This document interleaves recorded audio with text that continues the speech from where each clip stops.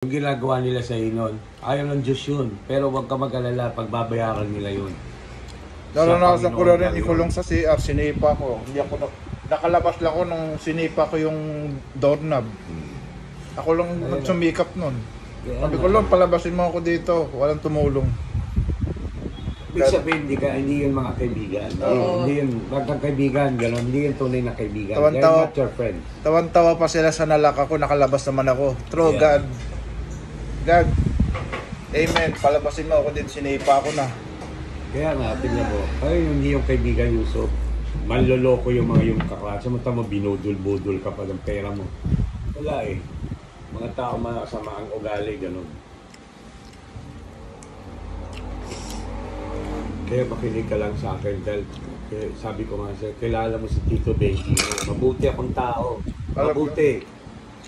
Wala kang nakita. Maski yan tama si Angelo. Tinutulungan ko. Kapon nga si Angelo nagwawala dyan eh. Alam mo, minsan Yusuf, alam mo rin, ang pera hindi importante. Ang pinaka-importante lagi sinasabi ng mga pare, ng mga tao malapit sa Diyos, ang ugali. Dahil ang ugali, hindi nauubos, hindi natatapos, hindi na mamatay. Kasi ang ugali ng tao nakadikit sa kaluluwa mo eh. Sa iyong kaluluwa. Ang kaluluwa ba, alam mo kung ano English nun? Your soul. Soul. When your soul and when your body dies, your soul never dies. You know why? Because yun yung sinasabi na ang kaluluwa mo umaakyat sa langit. Bumabalik sa Diyos, sa Kanya. Pag bumalik siya roon, merong sinasabi na hindi natin alam 100%, pero may sinasabing binabalikan kanya ulit sa buhay na bago ang body mo, bago na naman ang katawan. Hindi natin alam. Kunyari mo, ikaw, si Yusuf ka, di ba? Namatay ka lang. Pagbating mo doon, babuhay ka ulit ni Lord sa ibang katawan. Baka bukas makalawan. Ang pinuntahan mo, katawan. Tito. Hindi, mahal. Huwag natin example yung mga nega. Example natin talaga yung positive. Kasi God will never give you the worst eh. God always give you the best, mahal. Not the worst. So ikaw, malay mo, anak ka na ng presidente ng ibang bansa, hindi Pilipinas. Worst din to eh. Ibang bansa. O kaya, ikaw magiging, pagka pinanganak ka, magiging ano ka sa pamilya na mababait ang mga magulang, mababait ang mga kapatid mo, mararamdaman mo yung sobrang pagmamahal nila sa iyo.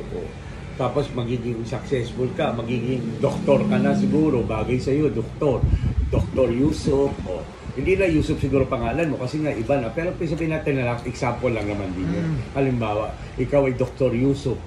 Di ba ang pakiramdam mo, wow, doktor, di ba kagalang-galang yun, mahal? Dok, meron po pasyente, Dok, meron. Kaya, ikaw na si attorney Yusuf, gagani natin dyan, attorney, ginagalang ka, okay, ikaw na si engineer Yusuf, alam mo, minsan, sinasabi ko sa iyo, hindi lang naman sa edukasyon nasusukat ang ugali ng tao, ang pagkatao. At ikaw kasi, lagi mo iniisip na minimenos ka. Bakit? Ang ibig kasi sabihin, kaya mo lagi naisip yun, dahil wala kang confidence sa sarili mo eh. Kagaya namin, we don't think about what they think about us.